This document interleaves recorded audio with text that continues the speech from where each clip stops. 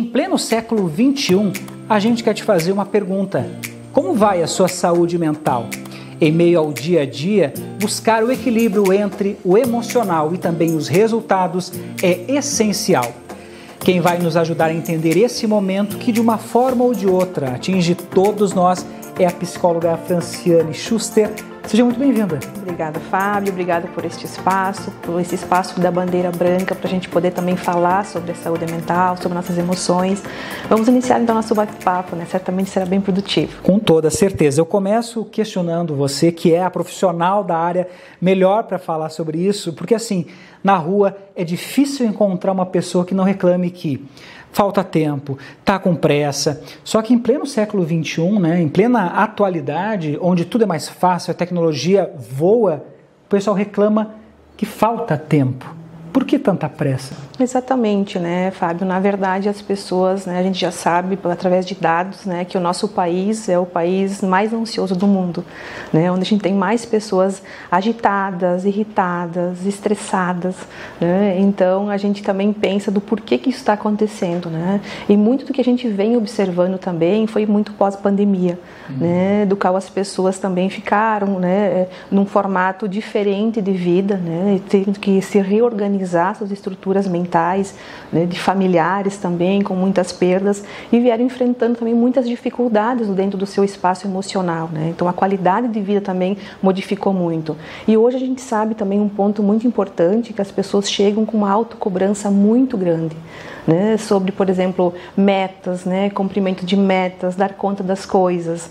E aí, quando a gente é muito rígido nessa questão das metas, a gente não trabalha isso com flexibilidade, a gente acaba adoecendo também, porque a gente fica intolerante, A gente fica intolerante à frustração, a gente vai se frustrar mais por aquelas metas que a gente não alcançou, que a gente organizou, que a gente desejou tanto e não conseguiu. Então isso vai aumentar o estresse, a irritabilidade, alguns sintomas depressivos também, e muitas vezes as pessoas nem se percebem, Porque é tão usual, como tu mesmo disse, as pessoas estão correndo para um lado e para o outro, querendo conquistar, querendo buscar aquilo melhor, não que seja errado, mas tudo tem limite, E tem que ter equilíbrio, Mas eu vou te perguntar assim, como é que se faz esse equilíbrio, no sentido de que a gente hoje trabalha muitas vezes em corporações, em empresas que nos fazem essa cobrança. Se a pessoa já tem essa complexidade de se cobrar de forma demasiada, ela entra também nesse conflito, Daí a gente vai ver aí redes sociais, o pessoal hoje virou uma autoajuda, todo mundo dizendo como tem que fazer, mas como alinhar isso com os nossos direitos, as nossas emoções, mas também com aquilo que é cobrado, porque as empresas estão cobram resultado, cobram metas. Como é que se faz um equilíbrio hoje sobre isso? É que o primeiro passo para a gente sentir a vida, a gente tem que estar bem. E para a gente ter essas respostas que você está questionando agora, a gente precisa estar bem. A gente precisa saber também até que ponto esse trabalho, esse ambiente que eu estou, está me favorecendo. A gente não precisa ficar em ambientes que não estão nos causando bem-estar. A gente pode decidir isso para a nossa vida, a gente deve decidir mudanças para a nossa vida. E quando a gente está bem, a gente consegue gerenciar melhor o estresse, a gente consegue organizar melhor essas decisões de vida, porque problema todo mundo vai ter, Fábio? Ou uma tristeza, uma dor, uma ansiedade, uma inquietude, porque isso é vida, A gente chama isso de vida. Mas essas questões mais potencializadas, que as pessoas nos ambientes de trabalho começam a sentir perda de sono, a alimentação começa sendo modificada, a pessoa não tem mais desejo de acordar para ir trabalhar. Dá para se dizer que esses são os primeiros sintomas, que algo não vai bem? Sim, são os primeiros sintomas, e que muitas vezes as pessoas vão negligenciando. Eu sempre gosto de dizer, até dou exemplo dos meus pacientes, que se a gente fratura o braço, a gente vê o braço fraturado. Ele está imobilizado, ele nos dá o tom até onde a gente pode ir. Mas o adoecimento mental, a gente não consegue tocar, A gente não consegue visualizar isso. E esse é um problema muito grande aí fora. É banalizado também muitas vezes, Fábio? Claro que a gente precisa das corporações, as pessoas precisam dos seus trabalhos, mas essas corporações, já por ter o nome de corporação, elas devem também estar preocupadas, com o ambiente, com a saúde mental das pessoas. Porque onde existe mente, onde tem pessoa, tem que haver saúde. Sabe que antes mesmo da pandemia, a gente lia alguns artigos, até notícias, do crescimento de trabalhadores entrando com laudos, entrando em atestados médicos colocando a saúde em primeiro lugar, ou síndromes, medos, receios de voltar ao campo do trabalho, não pelo trabalho em si, né? Muitas vezes pela cobrança de não estar conseguindo atingir os resultados, né? Mas a gente fala aí de uma questão muito íntima, né? Do eu que há um tempo, não é de uma hora para outra, né? Não. Na verdade, assim, né? A gente tem os casos, né? Que eles são os casos mais evidentes. Por exemplo, uma esquizofrenia, né? As síndromes do pânico, do qual as pessoas que estão ao redor, né? Os familiares ou mesmo no trabalho, é mais visível, né? Perceber a pessoa adoecida.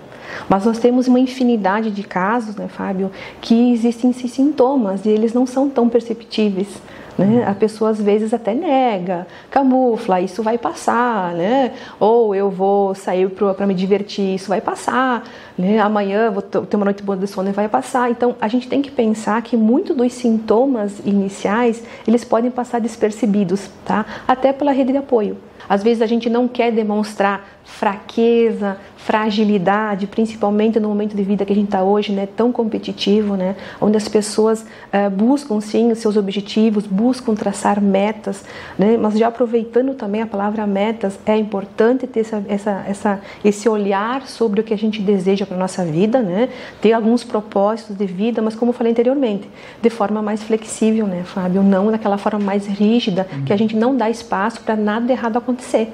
Porque aí começa a autossabotagem, né? Eu vou te perguntar agora, pegar um gancho assim, quando falas assim que, ou seja, todo mundo é suscetível ao erro, às inconsequências da vida e faz parte do aprendizado. Mas tem algum ponto onde isso é introjetado na nossa intimidade? É de casa, vem na educação, vem nos exemplos que a gente vê? Tem um porquê, uma origem isso ou não? Na verdade, né, o ser humano é singular, né? É único. Então a gente não tem propriamente uma situação que ela é única a todos, né? Mas a gente sabe que a história de vida, traumas, né, situações muito pesadas no desenvolvimento infantil, a gente vai carregar isso para o nosso desenvolvimento como vida adulta, né? Eu sempre digo e repito muito para os meus pacientes o quanto é importante cuidar da primeira infância, né? Que é daí, né, que de fato a gente vai repetir muito das nossas questões, né? Então, quanto é importante esse autocuidado, essa saúde mental que a gente fala agora, né? O olhar as emoções e os pensamentos desde a infância, né? A gente não tem uma imunidade contra isso, a gente não tem uma imunidade psicológica, né, Fábio? A gente precisa aprender também a prevenir, né? E daí que vem a psicologia também trabalhar no campo da prevenção e não só quando as pessoas já estão na UTI, como a gente diz. É trabalhar antes, porque às vezes a consequência já é muito grave. Isso mesmo, né? A ideia é que a gente possa atuar nessa prevenção e a psicologia também pode trazer muito isso, o benefício à comunidade, né? A gente fala aí, o próprio Ministério da Saúde está batendo muito no mês de janeiro, na questão do próprio Janeiro Branco, né? Uma campanha, assim como tem o Outubro Rosa, o Novembro Azul, que serve como um alerta. Eu acho que não é por acaso que é janeiro, porque nós temos ainda 11 meses ainda pela frente para enfrentar. A questão do Janeiro Branco, ele enfatiza todas as questões envolvendo a mente, envolvendo as ações? Muito importante essa tua fala, né? Porque o Janeiro Branco, ele é uma campanha que começou em 2014, então já fazem 10 anos, né, que existe essa bandeira branca, né? Iniciou lá com o Leonardo Abraão, que é um psicólogo lá de Uberlândia, que começou a iniciar, de fato, essa campanha e ela tornou uma mobilização muito bonita, muito rica por todo o país e por países também, né? Outros países, porque a bandeira é da importância do cuidado da saúde mental. Certo? Da importância da gente poder estar parando, se percebendo, né? Desenvolvendo nosso autoconhecimento, cuidando dos nossos pensamentos, nossas emoções, né? Observando nossos comportamentos, né? Tu fala das pessoas apressadas, né? Será que a gente está parando para se perceber? Né? É tanta gente falando sobre tanta coisa, né? Mas assim, se a gente partir para a rede social, todo mundo abre hoje o seu Instagram, o seu Facebook e tem coisas a dizer. Hoje o dia está lindo, né? Tenha confiança.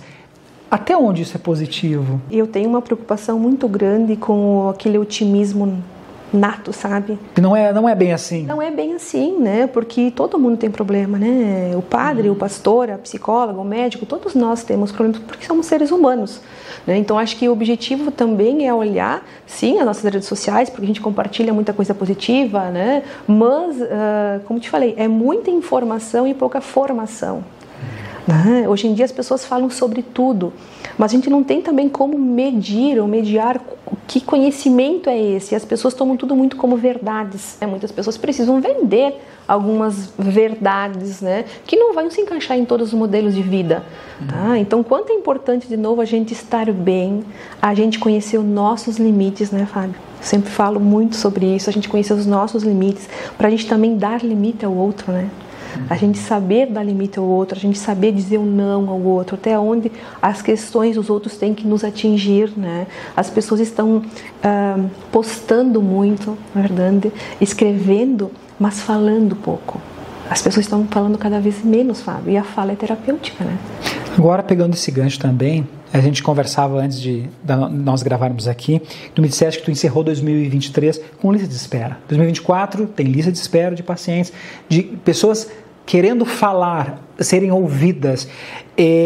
No que tu atribui isso? Eu tenho uma gama de pacientes que buscam esse espaço de fala, essa busca do autoconhecimento, de como se trabalhar melhor para os relacionamentos entre os pares, né, entre as famílias, os filhos, né, que hoje as pessoas estão falando que não estão sabendo muito mais bem como educar, né, que está difícil essa era tecnológica também educar, né, o diálogo. Então as pessoas buscam muito também se organizar internamente para o que está por vir.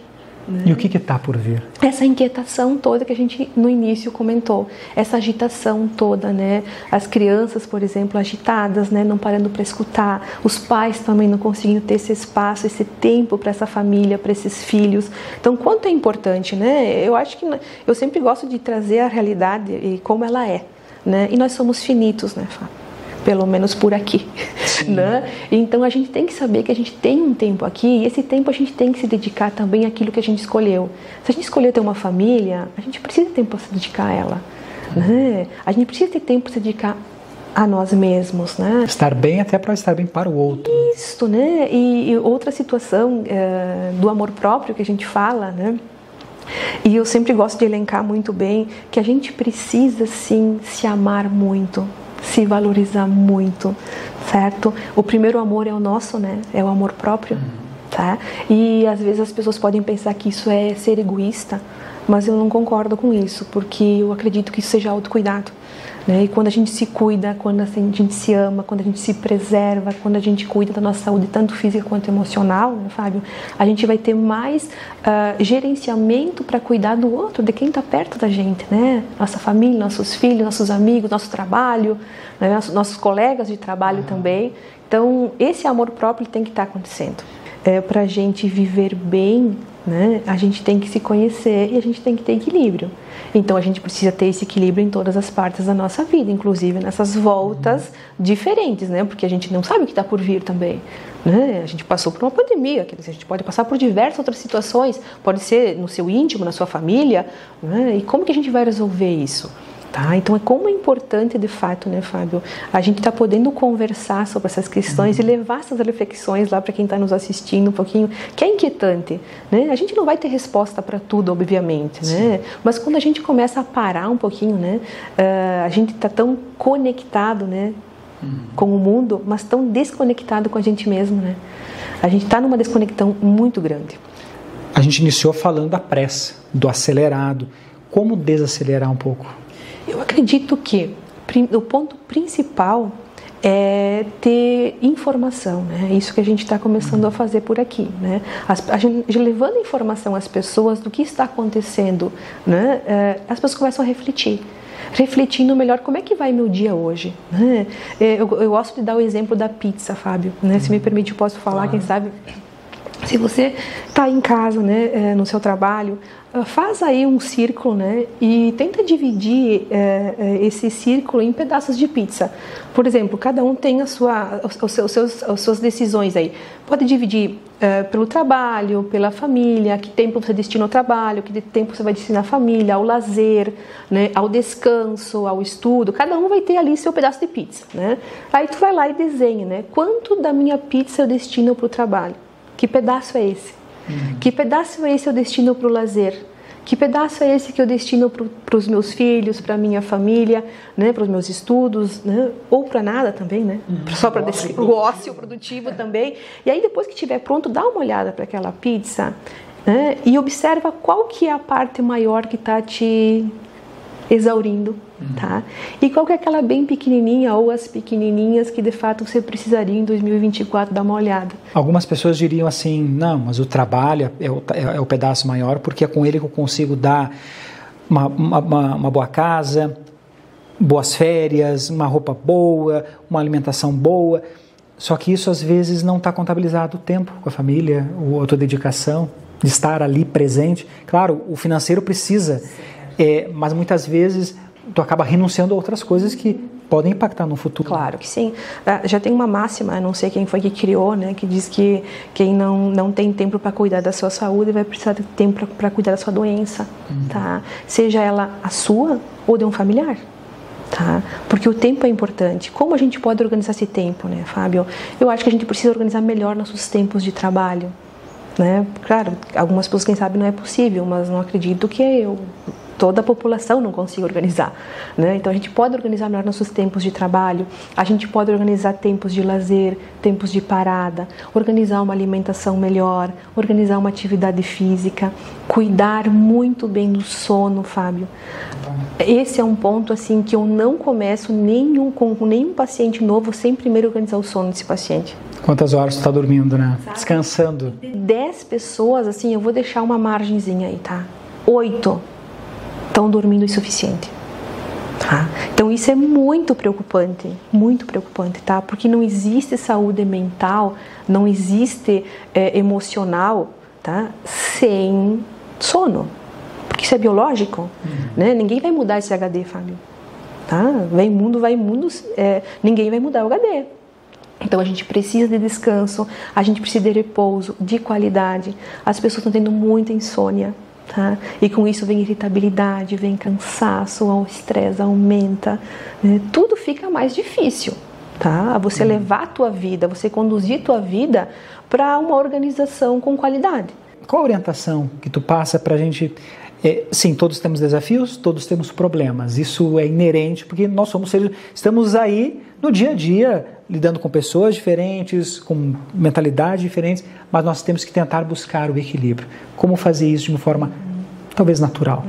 Como mesmo falei anteriormente, né? A gente não tem imunidade, né? Qualquer pessoa hoje pode ter um transtorno mental, tá? Então a gente pode fazer a prevenção, né? E como te falei, qualidade de sono, boa alimentação, um exercício físico, organizar seus tempos de trabalho, se desemparedar um pouquinho mais, né, Fábio? As pessoas estão muito emparedadas, as pessoas chegam aos seus trabalhos, passam o dia todo fechadas, né? A gente na pandemia mesmo teve um boom de falta de vitamina D, né, que foi que se descobriu uma falta muito grande porque as pessoas estão afastadas de fato daí fora.